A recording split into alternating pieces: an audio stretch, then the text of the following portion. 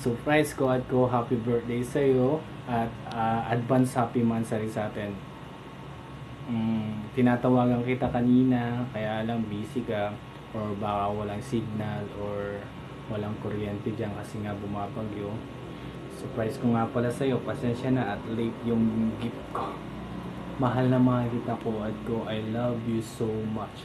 At miss na rin kita makasama. Konting diis na lang magsasama na tayo pang habang buhay na to ko at ko. Ako na magwi-wish. So ako na rin magbo-blow ng candle mo. Kasi hindi tayo nakapag-usap ngayon. Kasi nga bumabagyo dyan.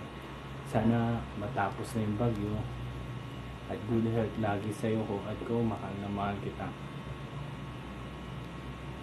Ako na magbo-blow. 1, 2, 3. Thank you ko at ko. I love you so much. Mahal na mahal kita.